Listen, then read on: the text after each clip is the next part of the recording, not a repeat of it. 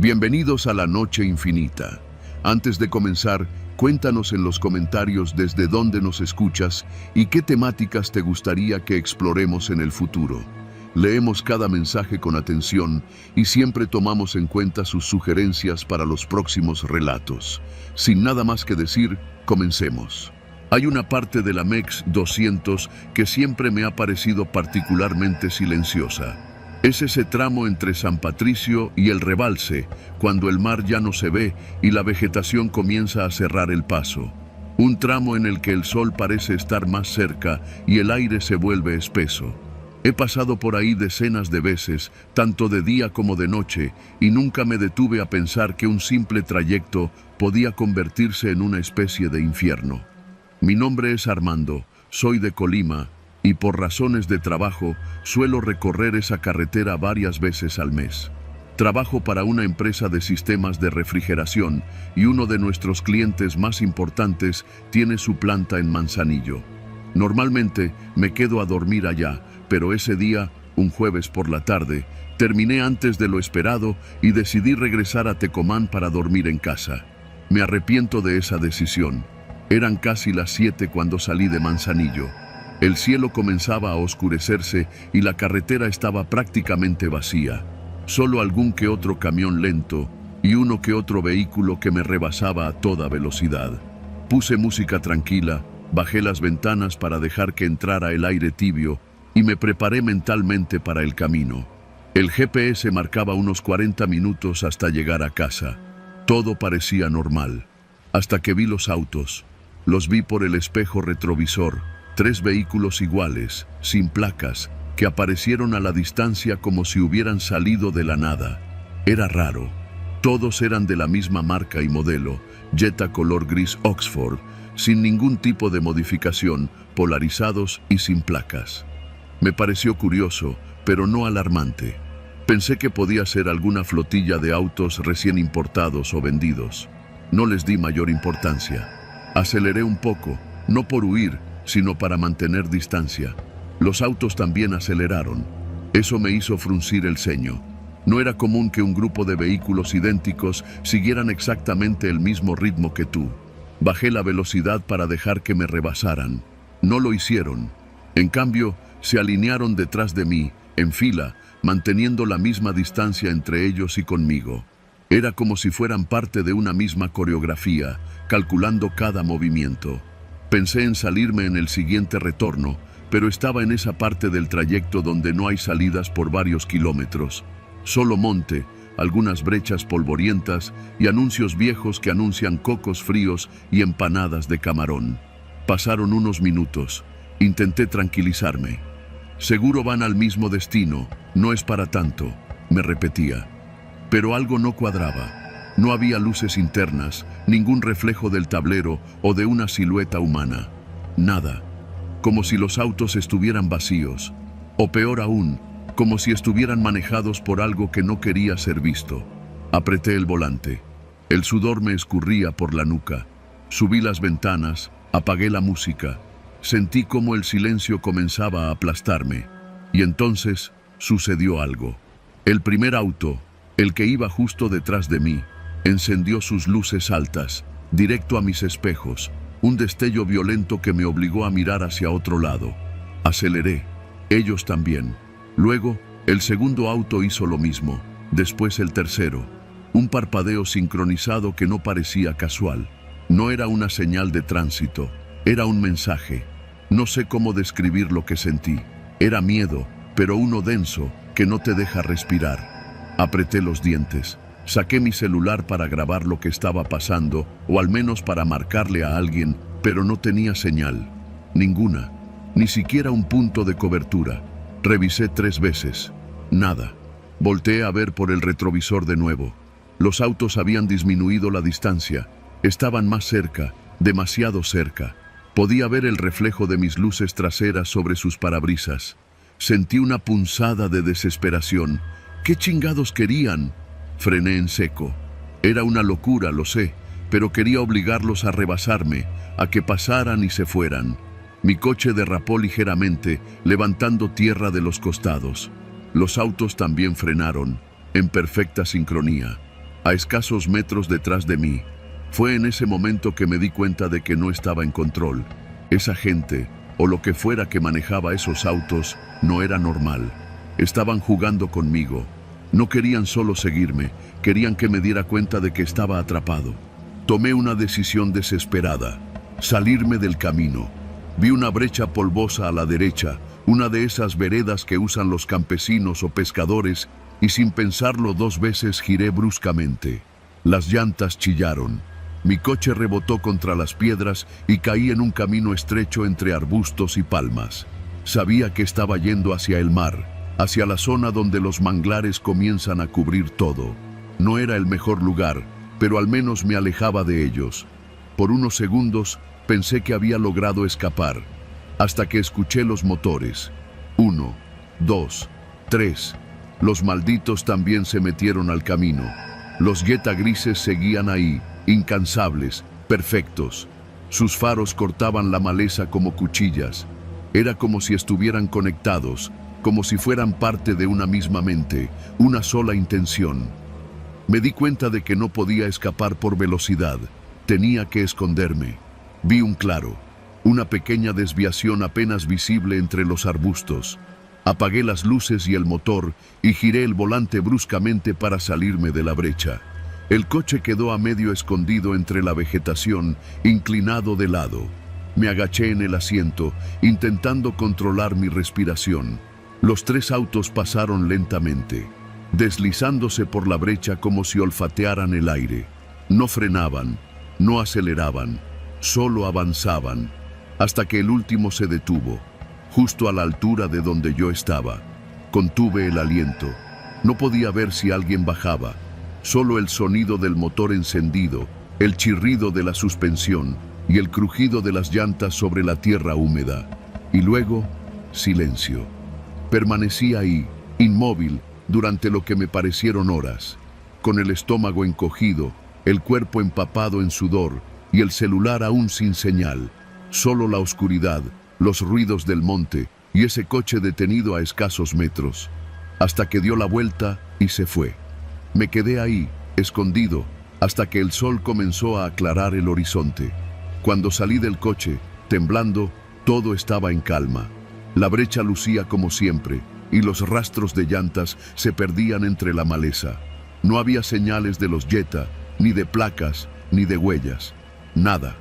Llegué a casa con la cara demacrada, las uñas llenas de tierra y la camisa empapada. No le conté a nadie durante días. Me costaba ponerlo en palabras sin parecer paranoico. Pero no fue paranoia, fue real. Pasaron semanas antes de que pudiera volver a manejar por la MEX 200. A veces veo un coche gris y siento cómo mi cuerpo se tensa. A veces sueño con luces altas que me siguen, sin descanso. Lo que me pasó esa noche no tiene explicación sencilla, pero sé que hay algo o alguien operando en esa carretera. Una caravana que no obedece las leyes del tráfico ni las reglas humanas. No sé si es crimen organizado, trata, contrabando o algo más retorcido. Solo sé que los Jetta sin placas siguen ahí. Y tú, si los ves por el retrovisor, no frenes, no les mires, no salgas del camino, porque si lo haces, puede que no vuelvas a salir.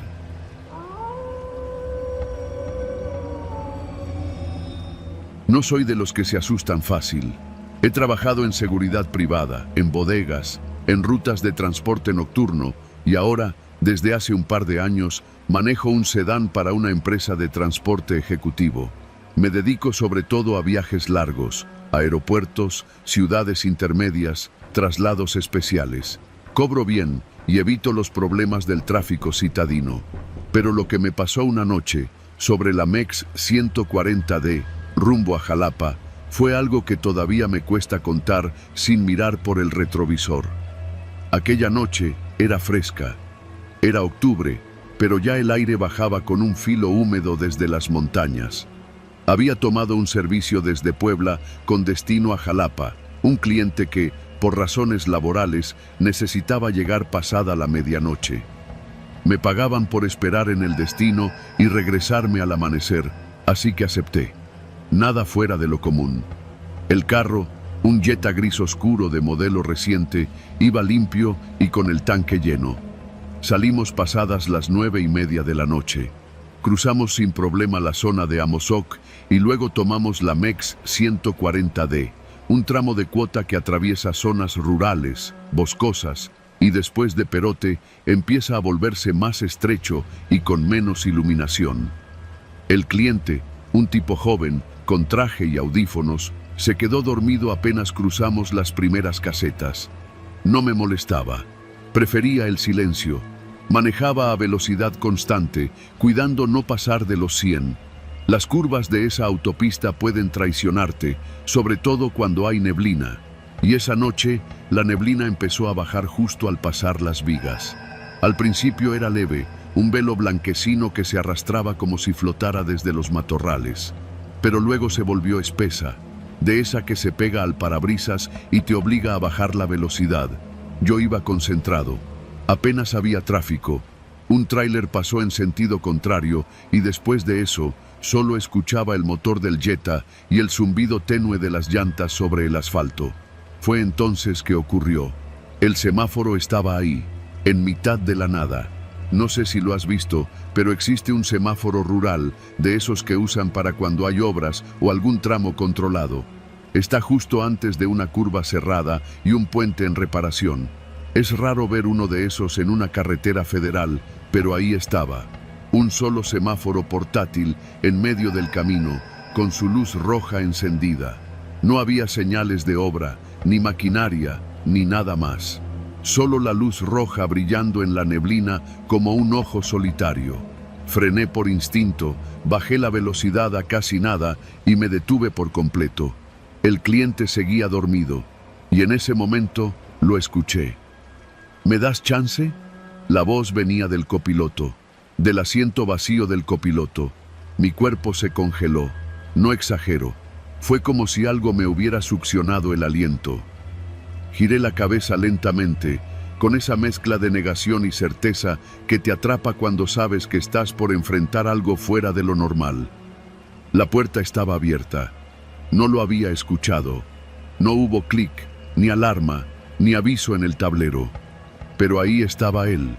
Un hombre, subido ya en el asiento, cerrando la puerta con calma. Llevaba una chamarra de mezclilla gruesa, deslavada, y una gorra que le cubría los ojos. No parecía un vagabundo, ni tampoco un delincuente a simple vista. Su ropa estaba limpia, pero lo más raro era cómo se movía, con una lentitud medida, como si estuviera demasiado relajado para el contexto. Yo no supe qué hacer. Me quedé inmóvil, con las manos en el volante. El tipo se acomodó el cinturón de seguridad y se recargó en el asiento. «Gracias, hermano. Solo es un tramo corto», dijo, sin mirarme. ¿Qué haces?», pregunté, sin levantar la voz.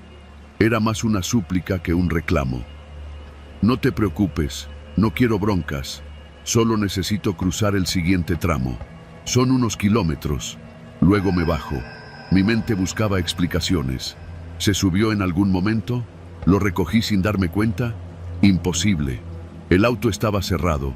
El cliente seguía dormido atrás y no había paradas desde el último Oxxo en Perote. Quise decirle que se bajara, que llamaría a la policía, pero no tenía señal, ni una sola barra. Revisé el tablero. El Bluetooth seguía conectado, el GPS seguía marcando ruta, pero el celular, nada. Ni cobertura, ni datos. Solo la hora, 10:42 de la noche. El semáforo seguía en rojo. «No te vayas a paniquear», dijo él, con voz tranquila. «Tú solo maneja. No traigo arma ni nada. Solo súbele poquito a la música».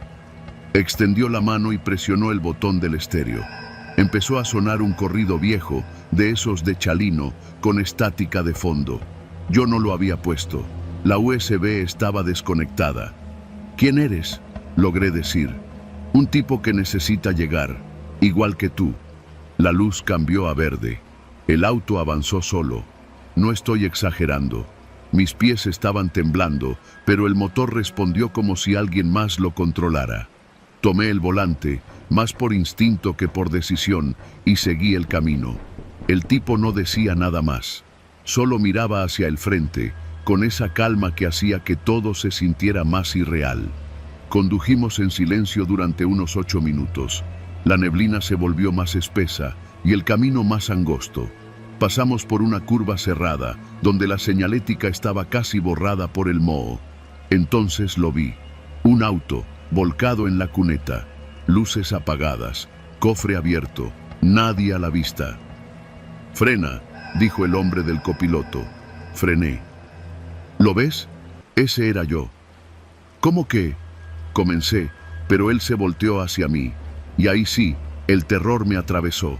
Su cara no era normal. Tenía los ojos tan abiertos que parecía que se le iban a salir. Pero lo peor era su piel. Estaba reseca, cuarteada, como cuero viejo. Tenía sangre seca en el cuello y la gorra ocultaba parte de lo que parecía una fractura expuesta en el cráneo. Me volqué ahí hace una semana. Nadie me encontró. Nadie se detuvo. Todos pasaban y veían el coche como si fuera chatarra abandonada. Me quedé ahí, viendo pasar los días. Solo quiero llegar a mi casa, ver a mi mamá, o lo que quede de ella. Me paralicé. «¿Qué eres?», balbuceé. «¿Tú qué crees?», respondió con una sonrisa rota. «Pero tranquilo, ya casi llegamos». Y entonces desapareció. Así, como si el asiento se hubiera tragado su cuerpo. La puerta del copiloto se abrió. Esta vez sí la escuché. Un clic seco. El auto seguía encendido. El cliente seguía dormido. Volteé hacia atrás, esperando algo. Nada. Solo el sonido del motor y la música distorsionada que todavía seguía sonando. Me detuve unos metros más adelante, bajé del coche y vomité junto a una señal oxidada. La carretera estaba desierta. Y por primera vez en mi vida, supe lo que era sentirme verdaderamente solo. Pero no por la ausencia de personas, sino porque supe que, por unos minutos, había llevado a un muerto, o a lo que quedaba de él. Desde esa noche, no vuelvo a tomar la MEX 140D después de las 9. Y cada vez que me detengo en un semáforo rural, bajo el seguro, apago el estéreo y no miro al asiento del copiloto. Porque no sé si me volverá a pedir chance, y esta vez no sé si podré decirle que no.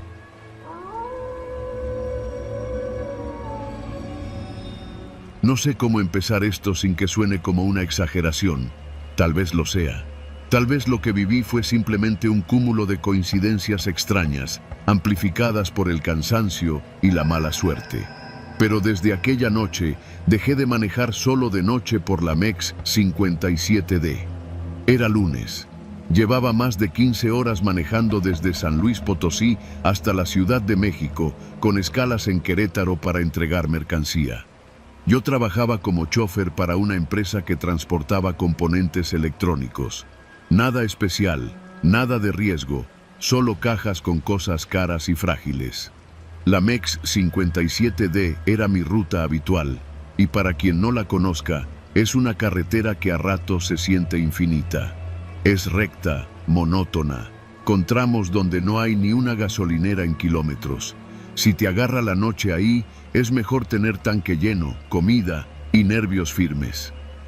Eran poco más de las 11 cuando pasé por la zona de Polotitlán. El tráfico había bajado, la temperatura era agradable y la música en el estéreo me mantenía despierto. Me sentía bien. Sin embargo, poco antes de llegar a un tramo recto entre Huichapán y Tepeji, vi algo raro. A lo lejos, sobre el acotamiento derecho, se distinguían las luces traseras de un coche detenido. No era extraño. Siempre hay autos descompuestos, gente esperando grúa o descansando. Pero mientras me acercaba, noté que el vehículo tenía el motor encendido. Eso tampoco era raro. Lo que sí lo fue que las puertas estaban abiertas. Las dos. Del conductor y del copiloto. Reducí la velocidad. No por curiosidad, sino porque algo en el ambiente me pidió que lo hiciera. Bajé la música y me acerqué lentamente. Era un sedán oscuro, parecía un Versa o un Aveo, no estoy seguro. Las luces traseras brillaban, pero no se movía. El motor sonaba estable. Me orillé unos metros adelante. Encendí mis intermitentes. Mi primer impulso fue bajarme a ver si alguien necesitaba ayuda, pero no lo hice. Algo me lo impidió. Miré por el retrovisor. Nadie bajaba. Nadie se movía. Solo el coche ahí, detenido, puertas abiertas, motor encendido. Tomé mi celular. No había señal, ni una sola barra. Me asomé por la ventana, medio cuerpo fuera. ¡Hola!, grité, sintiéndome ridículo. Nada. Pensé que tal vez alguien había tenido una emergencia, que tal vez corrieron al monte por ayuda, que regresaban pronto. Aún así, me bajé. Sí, contra toda lógica. Llevaba una linterna en la guantera. La encendí y caminé despacio hacia el sedán. Los faros delanteros estaban apagados, pero el interior estaba iluminado por el tablero encendido. No había música, solo el zumbido leve del motor funcionando. La primera cosa que me perturbó fue el hecho de que no había señales de forcejeo, ni prisa, ni objetos tirados. El auto estaba perfectamente ordenado, salvo por las puertas abiertas, como si alguien hubiera bajado un minuto para hacer pipí y se le hubiera olvidado cerrar. Pero no había nadie. Asomé la cabeza por la puerta del conductor. El asiento estaba vacío. La llave seguía en el switch, el aire acondicionado encendido. El asiento estaba echado hacia atrás, como si el conductor hubiera estado recostado, pero no había rastros de nadie. Del lado del copiloto, lo mismo. Caminé alrededor del coche. Nada. Ninguna pisada en la terracería, ningún reflejo de linterna ajena, solo oscuridad y silencio. Entonces vi lo peor.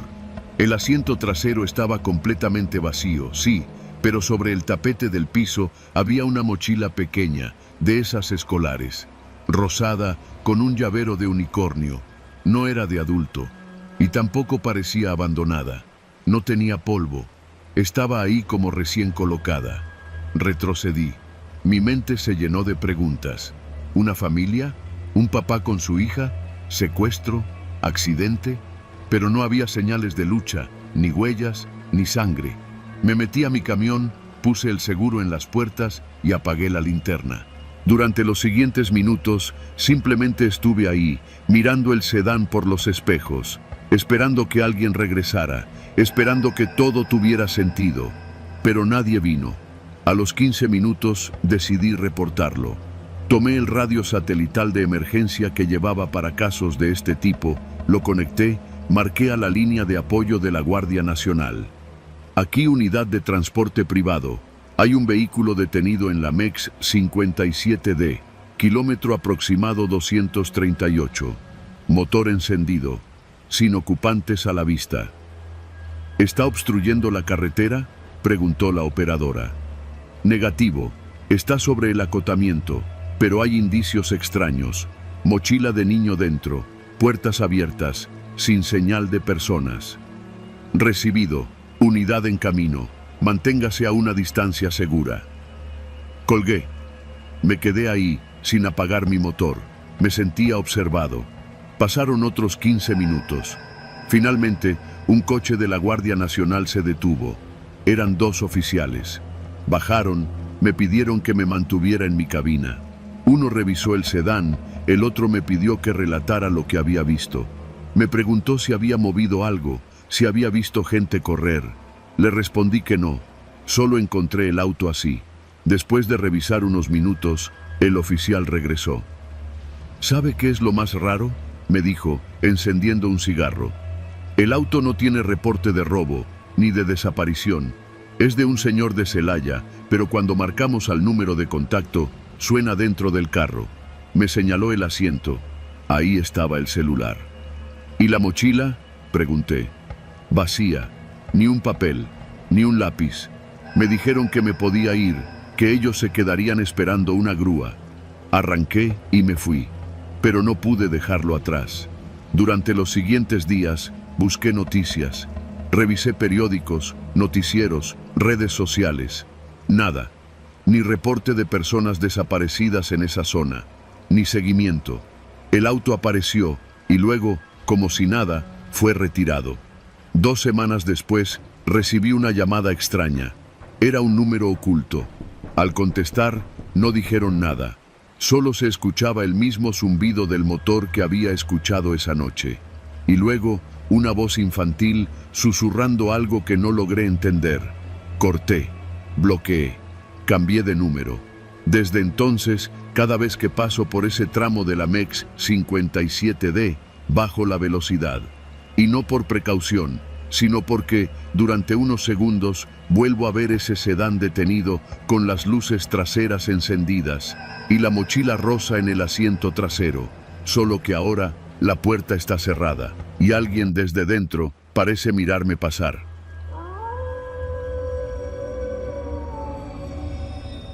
No hay forma de prepararte para lo que no entiendes.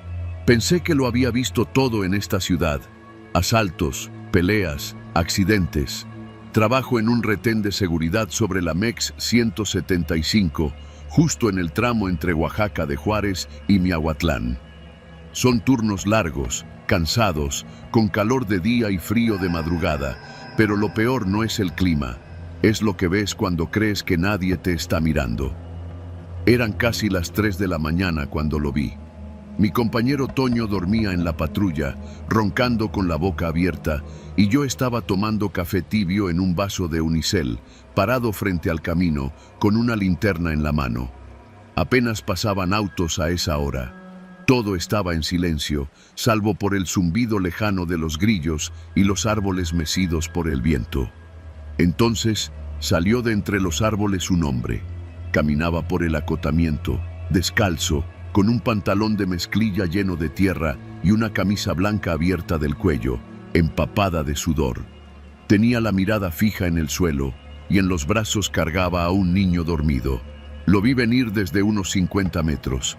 Caminaba lento, como si las piernas ya no le respondieran bien. Levanté la linterna para verlo mejor y en cuanto sintió la luz, levantó la vista hacia mí. «¡Oficial!», gritó con voz ronca, desesperada. «¡Por favor, ayúdeme!». No reaccioné de inmediato. El susto me dejó estático por un segundo. Cuando llegó hasta donde yo estaba, jadeaba.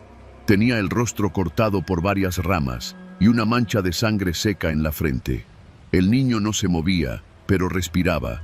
Se notaba por el movimiento tenue de su pecho. «¿Qué pasó? ¿Dónde están sus zapatos?», pregunté, ya con el radio en la mano. «Nos bajaron del camión», dijo. «Nos bajaron a la fuerza». «¿Quiénes?». «No sé, no los vi bien. Eran hombres, con armas. Nos hicieron caminar al monte. Uno de ellos dijo que era una revisión de migración, pero no era eso». Me hablaba con voz quebrada y los ojos se le llenaban de lágrimas cada vez que miraba al niño. Me di cuenta que el niño tenía una mochila escolar colgada del cuello, una de esas baratas, con un estampado de dinosaurios. «¿Está bien el niño?», pregunté, tocándole el hombro. «Está muy cansado. No ha comido en horas. No quería que se quedara dormido, pero no aguantó más. Se llama Ismael. Tiene 5 años. Le pedí que me acompañara al fondo de la patrulla». Toño se despertó con el golpeteo de las puertas. «¿Qué onda?», preguntó, medio dormido. «Tenemos una situación», le dije. «Llama a la estatal y ve pidiendo una ambulancia. Hay un niño deshidratado». Mientras Toño hacía las llamadas, llevé al hombre a sentarse en la banca trasera de la unidad. Le ofrecí agua y un chocolate que llevaba en la mochila. «¿Cómo te llamas?». «Juan». «¿Y qué hacías por aquí a esta hora?». Me miró como si fuera estúpido. «Estoy huyendo. Quiero cruzar con mi hijo. Mi esposa ya no está. La mataron en Tapachula hace un mes. Yo no me iba a quedar allá». Calló un momento. Le temblaban las manos. Nos subimos a un camión que venía de Tuxtla. Había otros como nosotros. Gente que solo quiere cruzar, oficial. Pero antes de llegar a Miahuatlán, una camioneta nos cerró el paso. Gente armada. Nos bajaron a todos. A algunos los amarraron. A otros se le quebró la voz. A otros se los llevaron. Yo me metí al monte con el niño. Caminé sin rumbo hasta ver la carretera. No supe qué decir. Toño volvió y me dijo que la estatal llegaría en unos 20 minutos, pero no había ambulancia disponible. El hospital más cercano estaba cerrado por remodelación. Lo más rápido sería llevarlos nosotros. «¿Qué quieres hacer?», me preguntó en voz baja. «¿Lo subimos?». Asentí. Mientras Toño acomodaba los asientos, me quedé con Juan. Algo me tenía incómodo. No sé si fue su mirada o que no dejaba de repetir una frase sin sentido, como un susurro. No debí dejarlo, no debí soltarlo. ¿Cómo? Mi hijo. Lo solté en el monte cuando me caí, pero lo volví a encontrar. Estaba dormido, igual que ahora. Le eché un vistazo al niño. Seguía igual, respirando pero inmóvil. Una gota de sudor le resbalaba por la frente a pesar del frío. Tenía unas pequeñas manchas negras en las manos. Pensé que era tierra, pero no olía a tierra. Era un olor más fuerte, más metálico. Lo llevamos en la patrulla. Yo manejaba. Juan iba en la parte trasera, abrazando al niño con una desesperación silenciosa. Cada cierto tiempo me pedía que me apurara, que no sabía cuánto más iba a resistir, que si pasaba algo, que por favor lo ayudara a enterrarlo. Toño me miró. ¿Tú también lo estás sintiendo? ¿Qué? Ese olor, ese frío. Es como si ese niño estuviera muerto. Quise callarlo. No era momento para suposiciones, pero Toño no era alguien fácil de callar. Ese niño no se mueve. No ha abierto los ojos ni una sola vez. ¿Y viste las manchas? Llegamos a la clínica rural de San José del Pacífico, una especie de centro improvisado con 2 camas y un solo médico de guardia. Cuando entramos con Juan, la enfermera nos miró extrañada. ¿Qué tiene el niño? Está inconsciente, posiblemente deshidratado, pero cuando ella se acercó, retrocedió al instante. ¿Qué es ese olor? Yo también lo olí.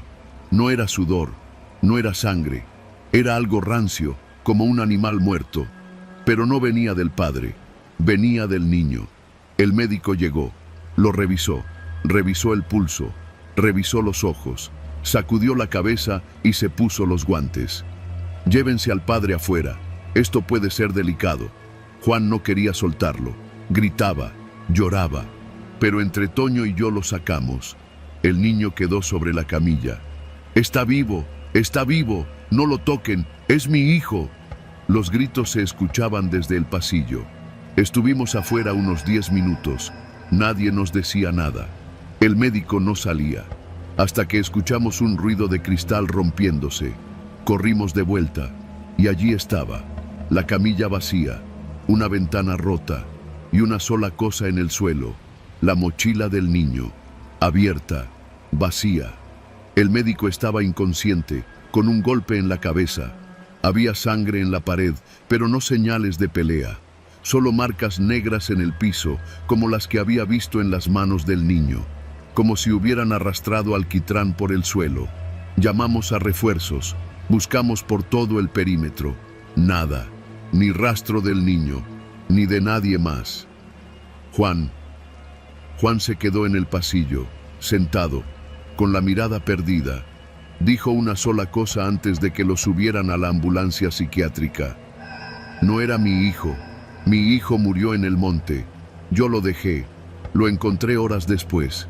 Pensé que estaba dormido, lo cargué, lo abracé, y desde entonces ya no habló, ya no abrió los ojos, solo me dejó caminar con él hasta ustedes.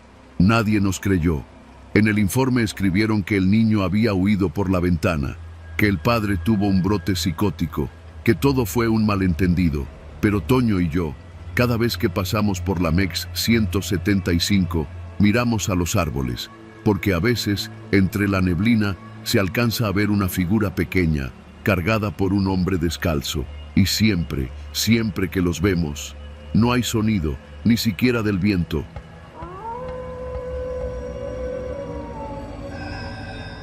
Mi nombre es Octavio. Trabajo para una empresa de control de calidad industrial en Saltillo, Coahuila, y desde hace más de 10 años he hecho el mismo recorrido una y otra vez, desde San Luis Potosí hasta la planta en Ramos Arizpe, cruzando la MEX 57. La mayoría de las veces viajo de madrugada, justo antes del amanecer. Me gusta la carretera vacía, el aire fresco, el silencio de los cerros. No hay mejor momento para manejar que ese, cuando todo el mundo sigue dormido y el horizonte apenas empieza a pintarse de rojo. Aquella mañana salí de casa alrededor de las 4:30. Mi esposa seguía dormida. Le dejé una nota y bajé las escaleras con la mochila y mi termo de café. Mi coche, un Jetta blanco del 2015, ya me conocía de memoria. Ni música, ni radio, solo el sonido constante del motor y el golpeteo leve de los baches. Llené el tanque en una gasolinera al sur de la ciudad, pasé un Oxxo por si se me antojaba algo más y me lancé a la carretera. La MEX 57 es una ruta larga, cansada, a veces monótona, pero yo ya me sé sus curvas, sus topes invisibles, sus tramos eternamente en reparación. A esas horas no hay casi tráfico, tal vez uno que otro tráiler, un taxi de ruta foránea, algún Uber perdido. Todo transcurría como siempre. El cielo comenzaba a aclararse y yo tenía al menos 4 horas por delante antes de llegar a la planta. Pero algo fue distinto ese día. Lo noté al pasar el kilómetro 134, justo antes de la desviación hacia Matehuala.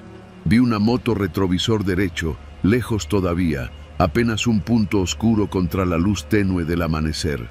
No le di importancia. En esa carretera es común ver motociclistas, especialmente grupos que bajan de Monterrey rumbo a Querétaro o al sur del país. Lo raro fue que poco a poco comenzaron a aparecer más. Primero una, luego otra. Al cabo de 20 minutos ya tenía por lo menos 5 motos visibles detrás de mí. Al principio pensé que se trataba de un grupo biker haciendo ruta juntos, pero había algo en su comportamiento que no cuadraba. No me rebasaban, no se agrupaban, mantenían distancia entre sí, pero todos detrás de mí, a unos 100 metros de distancia, como si me siguieran, como si esperaran algo. Mi pulso aumentó. Bajé la velocidad un poco para que me rebasaran, a ver si podía confirmar mi paranoia, pero ninguno lo hizo. Solo redujeron también su velocidad, manteniendo la misma distancia. No empieces a imaginar cosas, Octavio, me dije, tratando de convencerme. Aceleré. Durante los siguientes kilómetros no volví a mirar atrás. No quería, pero en el fondo sabía que seguían ahí. Algo en el ambiente había cambiado. El cielo se aclaraba, pero el sol aún no salía.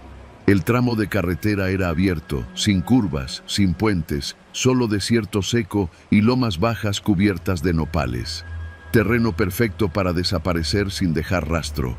Fue en el kilómetro 143 cuando me convencí de que aquello no era casualidad. Las motos empezaron a acercarse, una a la izquierda, otra a la derecha. Las luces altas me bañaban los espejos. Ya no eran 5, eran más de 10. Se distribuían a ambos lados de mi coche como si intentaran rodearme. Apreté el volante, sintiendo que las yemas de mis dedos perdían color. No sabía si acelerar o frenar. Ninguna opción parecía buena. Mi mente buscaba razones lógicas. ¿Sería una rodada violenta? ¿Algún grupo de extorsión? ¿Un malentendido? Pero no encontraba consuelo en nada. Mi estómago se encogía más con cada segundo. Las motos no eran Harley Davidson ni de turismo. Eran más pequeñas, más ágiles, de esas usadas por repartidores o mensajeros. Algunos llevaban chamarras negras con parches, otros simplemente sudaderas con capuchas. De pronto, uno de ellos rebasó por la izquierda y se colocó justo frente a mí, bajando la velocidad. Otro hizo lo mismo por el lado derecho. El mensaje era claro, querían que redujera la velocidad, y lo hice. Desaceleré hasta quedarme por debajo de los 70 kilómetros por hora. Las motos me encerraron, 2 adelante, 2 a los costados, el resto detrás. Como una jauría controlando a su presa. No decían nada, no hacían gestos, no levantaban armas. Solo me miraban de reojo de vez en cuando, con los cascos puestos y los visores oscuros. Uno de ellos, el que iba justo al lado del conductor, llevaba un bate de béisbol atado a su mochila. No supe qué hacer. Intenté buscar señal en el celular, pero estaba en zona muerta. Imposible marcar. El auto empezó a vibrar por la tensión acumulada en mis piernas. Me temblaban los pies. Volteé a la derecha, buscando una salida, una brecha, algo.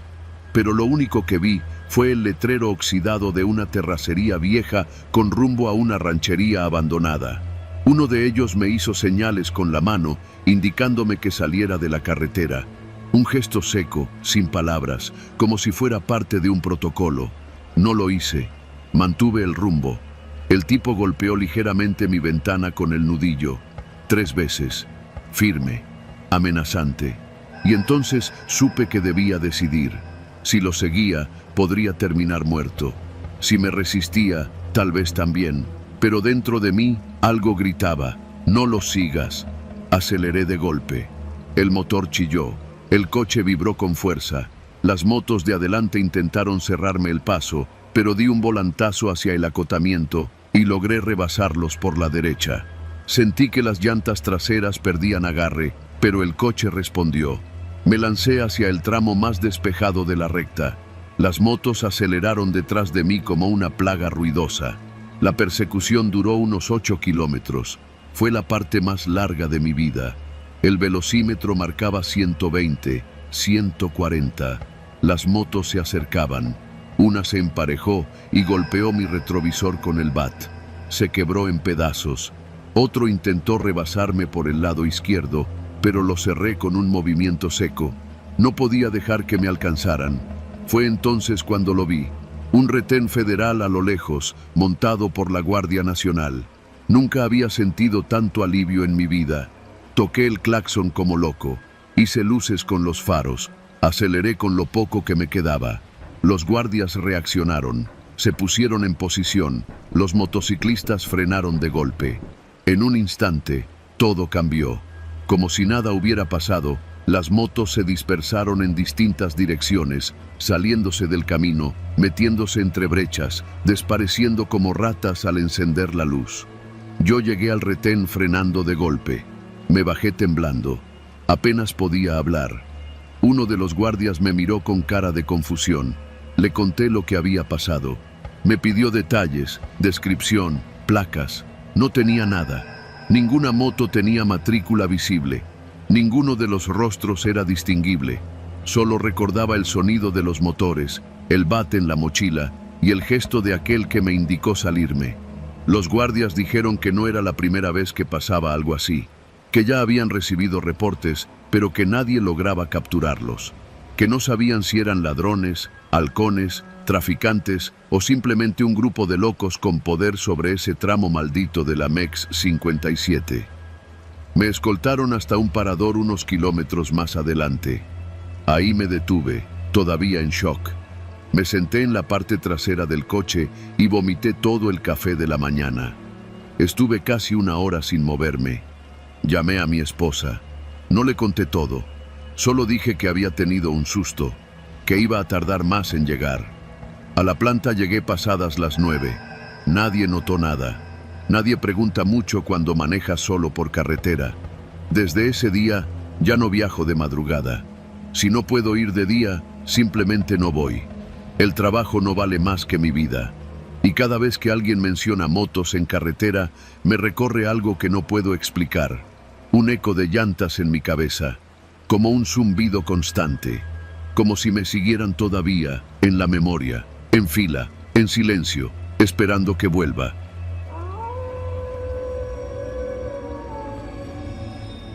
Durante varios años trabajé como técnico de mantenimiento para una pequeña empresa de transporte con sede en Zacatecas. Mi chamba era revisar las unidades que llevaban carga hacia el norte y el Bajío, diésel, aceite, frenos, sensores, todo. Pero no era lo único que hacía. Cuando alguna unidad quedaba varada por ahí, a medio camino, yo era el primero en subirme a la camioneta y lanzarme a la carretera a arreglar lo que se pudiera. Era parte del contrato.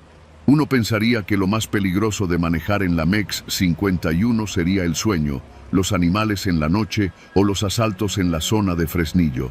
Pero lo que me pasó en julio del año pasado no fue nada de eso. Fue otra cosa. Algo que sigue pasando, pero que nadie quiere ver. Aquel día me tocó ir hasta Villa de Cos. Una de nuestras unidades, un tractocamión de doble remolque, se había quedado parado a medio camino con el motor muerto. Me dieron las coordenadas, cargué herramientas y salí directo desde Guadalupe. El sol caía con todo. Eran más o menos las 3 de la tarde. Cuando llegué al punto, El operador del tráiler, un muchacho nuevo llamado Julián, estaba sentado a la sombra del remolque, con cara de susto. No le hace ni el intento, jefe. Se apagó como si le hubieran jalado el switch. Me dijo apenas bajé de la troca. Me puse a revisar el motor. Todo parecía normal. Batería cargada, conexiones bien, no había señales de sobrecalentamiento. Lo escaneé con el lector de diagnóstico y me arrojó un código raro, uno que pocas veces había visto: presión de combustible inconsistente. Para no hacerlo largo, parecía como si el motor no estuviera recibiendo gasolina suficiente o como si la bomba se hubiera tragado aire. ¿Dónde cargaste la última vez?, le pregunté a Julián. Se levantó de inmediato, nervioso. En una gasolinera antes de pasar Trancoso, una que está solita del lado derecho. Tiene techo blanco y una tiendita chiquita a un lado. Está bien barata. El litro a 18 pesos. ¿Y cuánto metiste? Llené el tanque, jefe. Más de 500 litros. Me quedé helado. Esa gasolinera la conocía bien. Había oído chismes entre otros operadores de que vendía combustible raro. No de ese rebajado con agua, sino algo peor. Combustible con solventes industriales que rendía igual en volumen, pero que terminaba madreando los motores a los pocos kilómetros. Intenté purgar el sistema, pero el diésel salía turbio, con un tono más claro de lo normal y un olor más fuerte, como a thinner. Ahí supe que el motor estaba, si no muerto, al borde del colapso. Tuve que remolcarlo con la grúa de la empresa. Mientras regresábamos, Julián iba blanco. ¿Y ahora qué va a pasar? ¿Me van a correr? Tú hiciste lo que cualquiera haría con ese precio. El problema es que esa gasolinera tiene años haciendo esto y nadie le dice nada. ¿No se puede denunciar? ¿A quién, mijo? ¿A la Guardia Nacional? ¿A la Profeco? ¿Tú crees que no saben? Ahí quedó. Pero eso fue solo el principio. 2 semanas después, me llamaron de nuevo. Otro operador, mismo problema. Se le apagó el motor después de cargar en La Barata. Esa vez fue más cerca de San Tiburcio. Mismo síntoma, mismo combustible turbio, mismo olor. Y después otro, y otro más. La coincidencia era imposible de ignorar. El patrón era claro. Todos los motores se apagaban entre 20 y 30 kilómetros después de cargar ahí. Siempre igual. A veces solo se detenían. A veces los inyectores quedaban obstruidos para siempre. Un motor hasta se incendió cuando uno de los químicos que traía esa gasolina adulterada provocó una chispa. Empecé a documentar los casos. Hacía fotos de los sedimentos, del color del combustible, de los residuos que quedaban en los filtros. Anotaba los kilómetros exactos en los que se detenían. Incluso grabé un video donde se veía cómo el combustible recién cargado se separaba en fases, como si fuera aceite con agua. Se lo mostré a mi jefe, pero me dijo que lo dejara, que no me metiera en broncas, que si la empresa decidía dejar de cargar ahí, sería bajo sus términos, no por mis conspiraciones. Así que lo dejé, por un tiempo, hasta que le pasó a mi primo Saúl. Él manejaba una camioneta con caja seca, hacía entregas de refacciones automotrices. No trabajaba con nosotros, pero me pidió que lo ayudara a instalar un nuevo sistema de monitoreo de gasolina porque decía que su unidad tragaba de más. A la semana me marcó desde la carretera, cerca de Pánfilo Natera. Estaba varado, mismo síntoma. Cargué en esa pinche gasolinera que me dijiste que evitara, me dijo con voz temblorosa. Pero es que no traía ni 20 pesos y ahí sí aceptan transferencias sin mínimo. Me la jugué. Cuando llegué con él, vi su cara. No era susto, era coraje. Su jefe no quería pagar la reparación y él iba a tener que comerse el gasto. En ese momento lo decidimos. Juntos, íbamos a grabar todo. Volvimos a esa gasolinera un día por la tarde, con una camioneta prestada, una cámara GoPro oculta en el tablero y un recipiente en el tanque para recolectar una muestra directa. Fingimos ser repartidores nuevos, echamos 500 pesos y arrancamos. A los 25 kilómetros exactos, el motor empezó a ahogarse. Lo grabamos todo, el humo, el motor fallando, la cámara de combustión fallando. Luego vaciamos el tanque, tomamos muestras, las mandamos a analizar a un laboratorio de mecánicos conocidos. Los resultados fueron escandalosos. Altos niveles de solvente industrial, trazas de acetona y compuestos de metanol prohibidos para uso automotriz. Saúl subió el video a un grupo de transportistas en Facebook. En menos de 3 días tenía miles de vistas. Varios comentaron lo mismo. Sus vehículos se apagaron luego de cargar ahí. Algunos incluso empezaron a compartir fotos de tickets con coordenadas y videos similares. Pensamos que eso lo cerraría, pero no pasó nada. 2 semanas después, uno de los que había denunciado apareció muerto en un supuesto accidente. Su tráiler se incendió en la misma zona donde él había grabado un video que ya no está en línea. Otro más fue golpeado en una gasolinera distinta, en Fresnillo. Lo dejaron con el tabique nasal roto y sin celular. A mí me buscaron unos tipos en la central de abasto donde tenía el taller.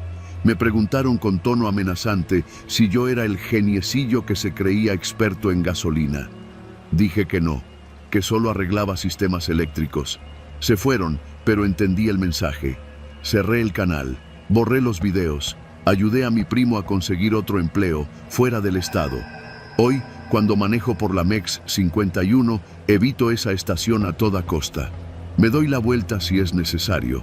Llevo un bidón extra en la caja. Y si alguien me pregunta por qué, les digo lo mismo que le dije a Julián aquella vez.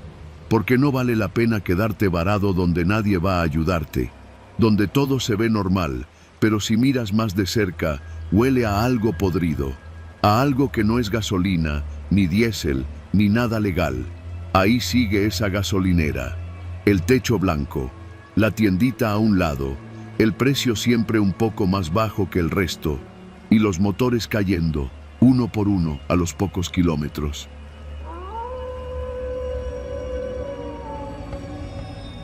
Nunca pensé que algo tan simple como una reunión de trabajo pudiera convertirse en la peor noche de mi vida. Soy Jorge, tengo 36 años, soy ingeniero de sistemas, vivo en Naucalpan, Estado de México, y trabajo para una empresa que ofrece servicios de tecnología a tiendas departamentales y cadenas de conveniencia. No soy el tipo de persona que anda metiéndose en problemas. Me gusta mantenerme al margen, ir al trabajo, regresar a casa, ver partidos y dormir tranquilo. Todo comenzó una tarde de jueves. Mi jefe me llamó para pedirme un favor, ir a revisar una instalación de red en una de las bodegas que recién habíamos equipado en una zona industrial al norte de Iztapalapa. Era algo rápido, según él, solo verificar que los routers estuvieran activos y confirmar que la conexión a los servidores era estable. Como no había tráfico a esa hora, acepté sin chistar. La bodega estaba en una zona fea, de esas que parecen fantasmas después de las 8 de la noche. Naves industriales con las cortinas abajo, calles oscuras y ni un alma caminando. Era un lugar donde uno no se sentía bien parado más de 5 minutos. Pero me dijeron que la reunión sería rápida, solo con 2 encargados de mantenimiento. Yo llegué a las 7:10. A esa hora, el cielo ya estaba naranja y el viento levantaba tierra del pavimento agrietado. Me recibió un tipo delgado, con lentes y chaleco reflectante. Se presentó como Miguel. Me hizo pasar por una puerta lateral de lámina. Dentro de la bodega, todo estaba en penumbra. Solo un par de luces blancas colgaban de los tubos del techo y tintineaban como si fueran velas. No había señal en el celular, ni una rayita. Por protocolo, me dijo Miguel mientras me daba un cubrebocas azul. Aquí adentro no usamos celulares, te los pueden clonar, así que lo mejor es que lo apagues por completo. No me pareció raro, en algunos almacenes lo hacen. Apagué el teléfono sin pensar mucho. Me llevó a una pequeña oficina improvisada hecha con tabla roca, donde ya había otro tipo sentado, revisando unos papeles. Este era más joven, de barba rala y mirada torva. Me saludó con un gesto seco y me ofrecieron una coca bien fría. No quería parecer paranoico, pero algo no me cuadraba. No había computadoras encendidas, ni cables de red visibles, ni rastro de ningún trabajo en proceso. ¿Me pueden mostrar el equipo que quieren revisar?, pregunté. Claro, ahorita te lo enseño, Miguel, dijo el de barba. El tipo delgado me hizo una seña para que lo siguiera por uno de los pasillos que conducían a la parte trasera. Caminamos en silencio por varios metros, hasta que noté que cada puerta que pasábamos estaba cerrada con candado o alambre. Me detuve. Oye, ¿y qué clase de red es la que necesitan revisar? Miguel me miró de reojo y se limitó a decir: no preguntes tanto, carnal, nomás haz tu chamba. Fue entonces cuando sentí cómo la piel se me tensaba.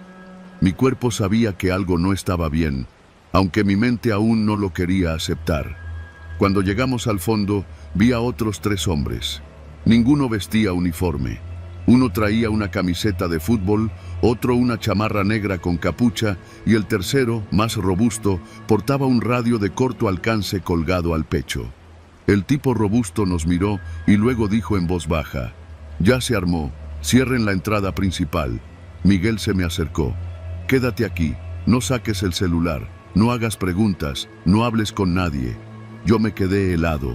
Quise protestar, pero un ruido me interrumpió. Eran motores, varios. Después se oyeron pasos pesados, botas contra el concreto. En menos de un minuto, al menos una docena de hombres armados entraron a la bodega. Todos traían fusiles, mochilas negras y pasamontañas. Algunos gritaban órdenes, otros revisaban el lugar como si ya supieran cada rincón. Un par de ellos tenía acentos norteños, otros usaban modismos de la sierra. Se notaba que no eran improvisados. «¡Apaguen todos los celulares!», gritó uno de ellos desde el centro de la bodega. Nada de fotos, nada de llamadas. Yo intenté no mirar, no reaccionar. Saqué mi celular solo para comprobar que, efectivamente, no tenía señal. Lo volví a guardar. Los tipos se movían como si hicieran esto cada semana. Uno a uno fueron revisando a cada persona que estaba ahí, incluidos los de mantenimiento, que en realidad ya no sabía quiénes eran. Miguel desapareció. Me quedé parado junto a unas tarimas llenas de cajas vacías. A los pocos minutos entró una camioneta blanca, de esas tipo RAM, con placas cubiertas por lodo. Del asiento trasero bajaron a un hombre encapuchado, con las manos amarradas con cinchos. Lo arrastraban. Le sangraba la nariz. Lo metieron a una de las oficinas improvisadas. Nadie decía nada. Uno de los tipos, que parecía ser el líder, se subió a una tarima y nos habló fuerte, sin gritar. «Esto no es con ustedes, nomás cooperen y en media hora se van a su casa sanos y salvos. No saquen sus teléfonos. El que lo haga, no sale. Así, sin drama, sin amenaza escandalosa». Lo dijo con la frialdad de alguien que lo ha cumplido antes. Yo tenía el estómago revuelto. Las piernas me temblaban, pero me mantuve inmóvil. Durante los siguientes minutos escuchamos gritos, no de dolor, sino de desesperación, como si el tipo que habían traído supiera perfectamente lo que le esperaba. Después, un golpe seco y silencio. Uno de los encapuchados salió con un rollo de bolsas negras en la mano. Otro traía guantes quirúrgicos manchados. A nadie se le ocurrió moverse. A nadie. Yo sentía que el corazón me iba a tronar. Después de lo que parecieron horas, aunque fueron tal vez 30 minutos, el jefe habló de nuevo. «Listo. Gracias por su paciencia. Váyanse en silencio. Apagan los celulares y se largan sin voltear». Así, directo. Uno a uno, comenzamos a salir. Los tipos formaban un pasillo humano, armados, mirándonos con ojos vacíos. Yo caminé despacio, sintiendo el sudor correrme por la espalda. Cuando salí a la calle, ya era de noche cerrada. La zona seguía igual de vacía. Ningún policía, ninguna patrulla, nadie. Subí al carro, arranqué y no volví a mirar atrás. Esa noche no dormí. Al día siguiente, llamé a mi jefe y le dije que había tenido una urgencia médica y que no pude quedarme en la bodega. Inventé una historia mediocre. Él no hizo más preguntas, como si ya supiera. 2 días después, revisé las noticias. Nada. Ni una sola mención de un grupo armado. Ni una sola nota de un levantón en esa zona. Como si nada hubiera pasado. Como si los que estábamos ahí fuéramos cómplices invisibles de un secreto que nadie iba a contar. No regresé a esa bodega. Cambié mi número. Compré un nuevo celular. Me volví paranoico con la geolocalización. Dejé el trabajo 3 meses después. No di explicaciones. Hay noches en que todavía sueño con ese hombre encapuchado, con su mirada perdida, con los fusiles apuntándome en silencio, con la bolsa negra. No sé quién era, ni qué hizo, ni por qué. Pero sí sé esto. En este país hay lugares donde el silencio no es cobardía, es supervivencia.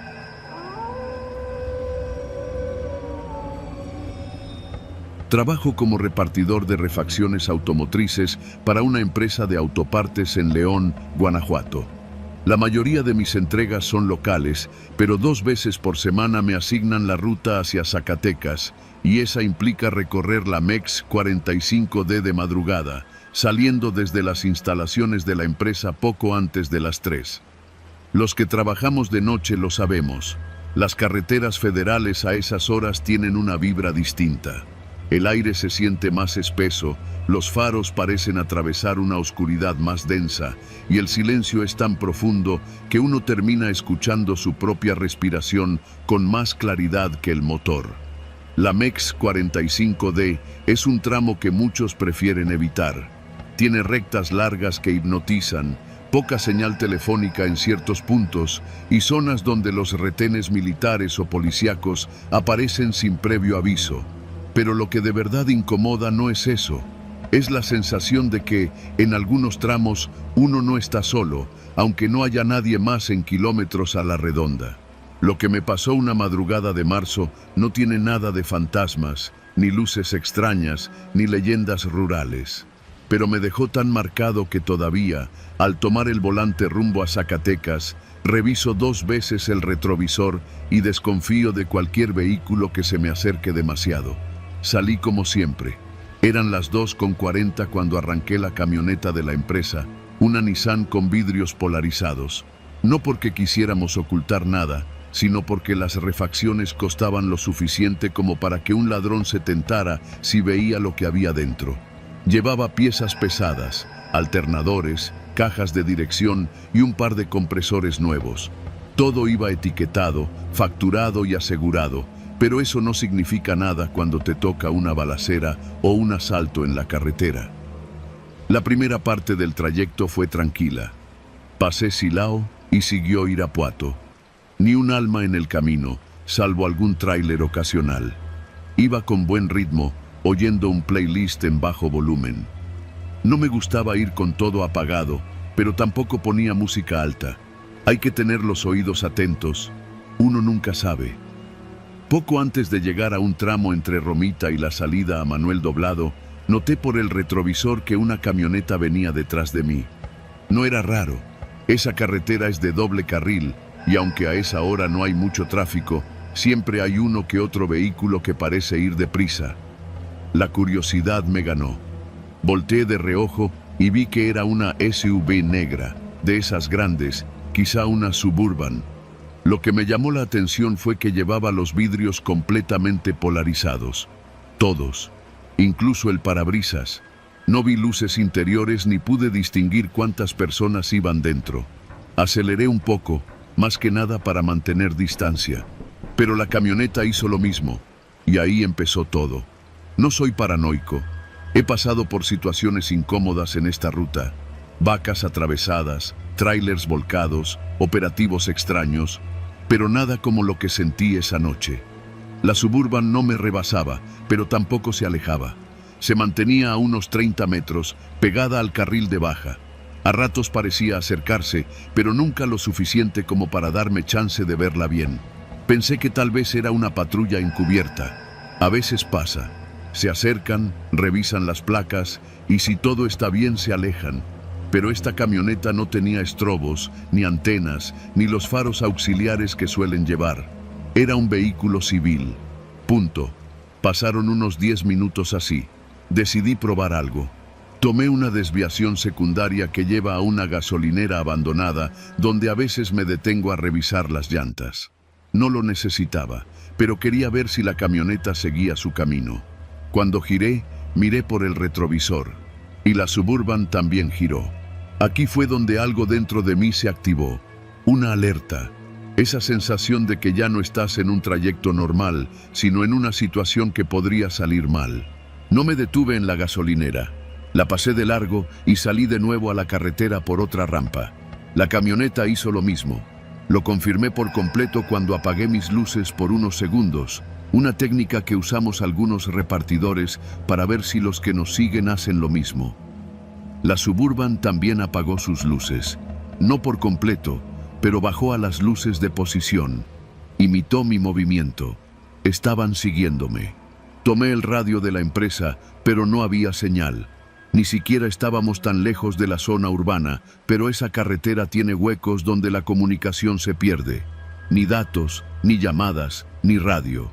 Manejé en silencio varios kilómetros. Cada minuto que pasaba, la tensión crecía. La Suburban se mantenía detrás. Me puse a pensar, ¿quieren que me detenga? ¿Van a bloquearme? ¿Esperan que yo me desvíe a un lugar más solitario? Decidí lo que me pareció lo más sensato. Llegar a la siguiente caseta, la de Cuatro Milpas. Ahí a veces hay policías federales o guardias de seguridad. No mucho, pero más que en la nada. Aceleré, no como loco, pero lo suficiente para dejarles claro que no pensaba detenerme. La camioneta respondió igual. Me seguía como sombra. Cuando vi las luces de la caseta a lo lejos, casi me puse a rezar. Pero el alivio me duró poco. La caseta estaba cerrada. No cerrada al paso, seguía operando, pero el módulo de vigilancia estaba oscuro. No había nadie visible, ni una patrulla, ni un solo oficial, nada. Pasé despacio. Pensé en detenerme, pero algo me dijo que si lo hacía, ellos también lo harían. Y me quedarían atrás, en un punto donde nadie iba a ayudarme. Fue ahí cuando tomé la decisión más arriesgada de mi vida laboral. Giré el volante bruscamente al salir de la caseta y tomé una brecha de terracería que lleva a una zona de granjas. No estaba seguro de a dónde salía, pero sabía que se alejaba del camino principal. No podía ver si la Suburban me seguía, pero por el polvo en los espejos supe que sí. Sentí las piedras rebotar bajo las llantas, el golpeteo metálico del cargamento en la parte trasera. Iba sin control, pero ya no me importaba. Solo quería sacarlos de mi ruta. Después de unos 3 kilómetros de brecha, vi una pequeña bodega iluminada. Era de una empresa de agroquímicos, con un par de camiones estacionados y un velador sentado junto a una fogata improvisada. Frené en seco, bajé de la camioneta sin apagar el motor y me acerqué corriendo. ¡Ayúdeme!, grité sin pensar. El señor se puso de pie, alarmado. Me vienen siguiendo desde la carretera. No sé quiénes son, pero no se van. El hombre me miró, vio las luces que se acercaban y asintió. Caminó hacia la puerta de la bodega, sacó un radio viejo y dijo algo que no entendí. Luego, con voz tranquila, me dijo: «Métete a la sombra del tráiler, ahora vienen los demás». La Suburban apareció, se detuvo frente a la entrada y se quedó inmóvil unos segundos. Después, se dio la vuelta y se fue por donde había venido. Nunca supe quiénes eran. Narcos, policías corruptos, ladrones. Tal vez solo alguien con malas intenciones, esperando el momento adecuado. Pero algo les incomodó. Tal vez vieron la fogata. Tal vez supieron que ya no estaba solo. Me quedé en esa bodega hasta que amaneció. El velador me ofreció café. No me preguntó nada. Parecía que ya había pasado antes. Cuando me despedí, me dio una última advertencia. Si ves una camioneta que no rebasa ni se aleja, no tomes la misma carretera, regrésate. Y si puedes, cambia la ruta. Esas camionetas no siguen a cualquiera. Desde entonces, cada vez que veo una SUV con vidrios polarizados a las 3 de la mañana, el estómago se me revuelve. Y aunque sigo trabajando en la misma empresa, pedí cambiar mi ruta. No he vuelto a tomar la MEX 45D desde aquel día. Porque en esa carretera no todos los que te siguen lo hacen por accidente. Y hay veces que el miedo más real no viene de lo paranormal, sino de la gente viva que no muestra el rostro.